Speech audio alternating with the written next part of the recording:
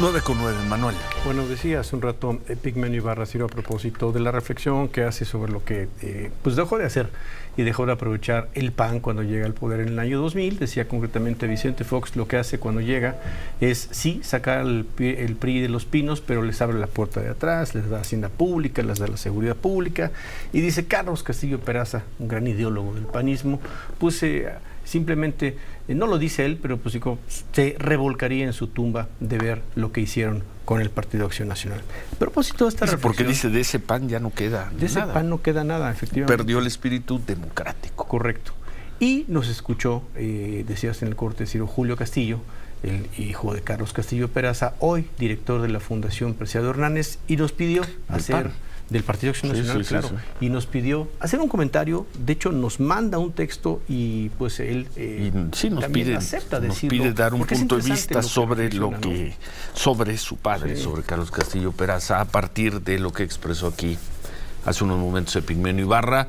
Gusto en saludarte, Julio Castillo, te escuchamos, buen día. Ahora sí, muchas gracias por el espacio. Como notaron, suelo escuchar tu programa y me llamó la atención que don Epigmenio se refería a que mi padre se estuviera erizando de lo que está pasando en el PAN. Ahorita Manuel comentaba los diferentes datos. La verdad, pues lo que se nota es que don Epigmenio es especialista en contar historias, en hacer historias. Esto que decía de la transformación, que pues más bien es improvisación. Esto que decía de la derecha conservadora, intentando inventar una historia como de una secta secreta que domina el PAN y a México, de algún modo que es totalmente ilusorio. Pues la verdad quiere quitar de la historia la relevancia que tuvo mi viejo y que tuvo Maquillo. El PAN no tiene nada que ver con lo que cuentan. Por ejemplo, de los alumnos de mi padre que siguen en el PAN, están la mayoría de sus secretarios: su secretaria de Formación, María Martínez Pita, su secretaria de Relaciones Internacionales, Mariana Gómez del Campo, su secretario de Estudios, Fernando Rodríguez Doval, el mismo secretario de Comunicación, Felipe González, era reportero en Crónica en la campaña del 97, el mismo Germán Martínez, que es tu columnista los jueves, el mismo Calderón, que pues es su alumno, ahí tuvo sus diferencias. Después citó que diferentes cartas, existe una carta en la que mi viejo se desliza, o más bien se separa de Calderón y se aleja de eso, pero pues esa es la historia del PAN y es lo que está pasando ahorita. Yo dirijo el centro de estudios vinculado al PAN, y además, para colmo, estoy generando la plataforma del 2024 junto con Manuel Cloutier Carrillo, el hijo de Maquillo, a quien también dijo que se alejaría del PAN si lo viera ahorita. Es simplemente que quería aclarar estos puntos. Somos muchos los que seguimos de la escuela de mi viejo aquí. El mismo Santiago Krill llegó por invitación de mi viejo. El último evento que mi papá tuvo con un juvenil panista fue cuando Marco Cortés era secretario juvenil en Michoacán. O sea, realmente una gran invención, y creo que era importante aclararlo. Bueno. ¿Algo más, Julio? No, te agradezco mucho el espacio y un saludo a todo tu auditorio. Muchas gracias. Gracias, Julio Castillo. Gracias por el comentario. Oye. ¿Sí? Nada más para asegurarte lo que dijiste es cierto. Mi viejo murió el 9 de septiembre del año 9 de septiembre del 2000. Ya le tocó ver la victoria de Vicente Fox, pero no le tocó. Pero ya no es algo ascenso. Y yo tuve la oportunidad, y además creo que lo escribí en una columna en Milenio, cuando murió tu padre. Yo desayuné con él, por cierto, ahí en Avenida Universidad. Le gustaba desayunar ahí en Tox, un Chili's, no me acuerdo qué, cerca de Plaza Universidad. Yo desayuné con Carlos un mes antes, Julio. Yo lo veía, yo tomaba café con él una vez al año, 2 veces al año, lo entrevistaba 1 o 2 veces al año. Entonces, no era un amigo de él, no era una persona que lo veía con mucha regularidad, pero sí tuve oportunidad de platicar con él. Además de la inteligencia de la que todos hablan, su consistencia y su sentido del humor. A veces un poco ácido, pero era bastante duro, y bastante irónico y duro de roer. Pero sabes que yo tengo la mayoría de esas entrevistas digitalizadas. Tú traías barba en aquellos años. Sí, traía varias cosas más. Claro.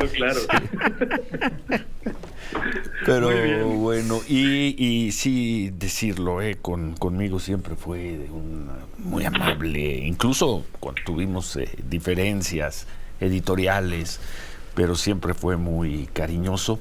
Y recuerdo ese desayuno, no sé, ha de haber sido, la elección fue en julio. El desayuno seguramente tuvo lugar en agosto, porque el tema del desayuno era sus dudas y su molestia por las primeras acciones que perfilaba Vicente Fox a meses de tomar la presidencia. Entonces el desayuno tuvo que haber sido entre julio y septiembre, que murió Carlos. Yo creo que fue en agosto. Ya después de haber ganado y antes de tomar protesta, exactamente. Sí. Yo me fui con él a Cozumel 2 semanas, de ahí tomó avión a Europa y pues ya no regresó. Murió en Bonn, Alemania, ¿te acuerdas? Sí. Y era muy duro. En ese desayuno, yo recuerdo, por ahí debo tener notas, muy duro con Fox y con lo que él percibía que comenzaba a pasar. Supongo que en la integración del equipo, en las declaraciones que había hecho Fox después de ganar. Mi última charla con Carlos Castillo Peraza. Claro que era duro con Vicente y con todo el equipo, y por obvias razones. Hay que recordar que cuando Fox se hace gobernador, mi papá era presidente del PAN. Así es. Entonces siempre fueron una dupla, fueron candidatos juntos, fueron de hecho diputados juntos, en la famosa legislatura de las orejas con Salinas. En la 54 creo que era. La del 88, la de 1900, después del fraude, fraude electoral del 88.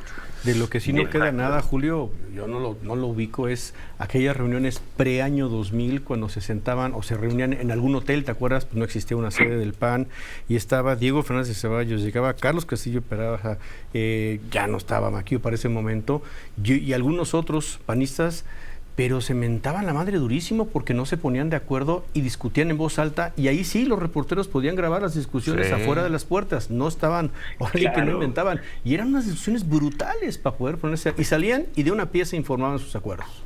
Esa es otra de las cosas que Ciro le dejaste muy claro a Epigmenio. Esa es la tradición democrática del PAN, la de debate, la de ponernos de acuerdo después de debatir y salir todos unidos, y así la verdad sigue siendo, tal como tú lo dijiste.